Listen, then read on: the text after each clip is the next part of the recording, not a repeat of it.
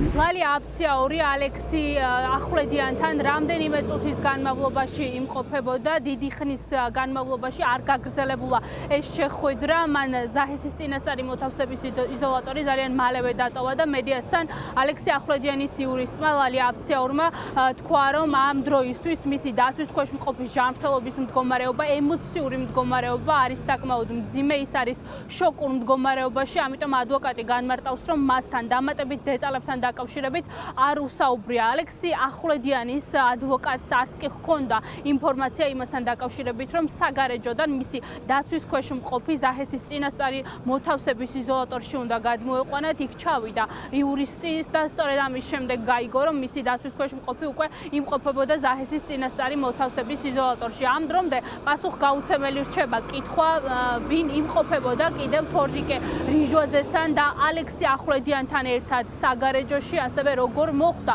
თორნიკე რიჟვაძის ხელში სავარაუდოდ ცეცხლსასროლი იარაღი. იურისტი განმარტავს, რომ იქიდან გამომდინარე, რომ მისი დაცვის ქვეშ მყოფის მდგომარეობა იყო შოკური, ეს კითხვები მისთვის არც კი დაუსვამს. ასევე ვრცელდება ინფორმაცია იმასთან დაკავშირებით, რომ ადგილზე თორნიკე რიჟვაძესთან და ალექსი ახვლედიანთან ერთად იმყოფებოდა კიდევ რამდენიმე პირი. ვრცელდება ინფორმაცია, რომ მათთან ერთად იმყოფებოდა ალექსი ახვლედიანის შვილი. ბუნებრივია, ჩვენ იურისტს ვკითხეთ, იმყოფებოდა თუ არა ეს ადამიანი რეალურად ადგილზე და გამოკითხა თუ არა ის პოლიციამ, თუმცა იურისტი ამასთან დაკავშირებით დამატებით განმარტებებს არ აკეთებს.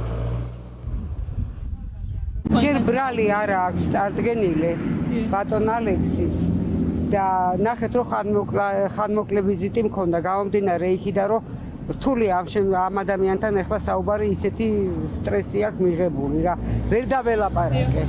იქ იმყოფებოდა სროლის დროს? ადამიანს ვერ დაველაპარაკე, უმძიმესი სტრესული მდგომარეობა აქვს.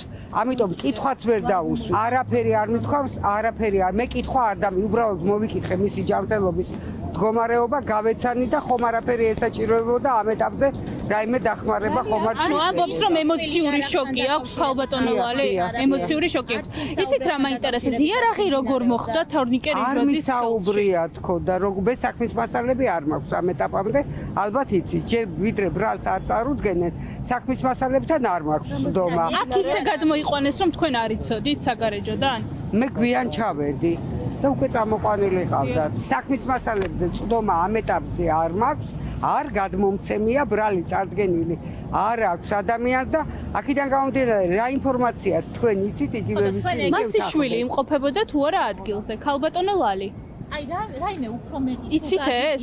არ ვიცით ხო, არ ქართულად. გაქვთ ამასთან დაკავშირებით? არ მაქვს არანაირი. ოჯახმა ჩაქრთოთ თქვენ საქმეში? დიახ. თორნიკე რიჟვაძის საქმესთან დაკავშირებით დაკავებულია ალექსი ახვლედიანი. ჩვენი ინფორმაციით, სწორედ მის საცხოვრებელ სახლში იმყოფებოდა თორნიკე რიჟვაძე. უცნობია, როგორ მოხვდა რიჟვაძის ხელში ცეცხლსასროლი იარაღი. შინაგან საქმეთა სამინისტრო ალექსი ახვლედიანს ცეცხლსასროლი იარაღის დაუდევრად შენახვას ედავება. ის ამ დრომდე რჩება წინასწარი მოთავსების იზოლატორში. იურისტი განმარტავს, რომ დაკავებული არის შოკურ მდგომარეობაში. სავარაუდოდ დღის ბოლოს ან ხვალ შევლენ ახვლედიანთან გამომძიებლები და ბრალის დადგენილებას ოფიციალურად გააცნო.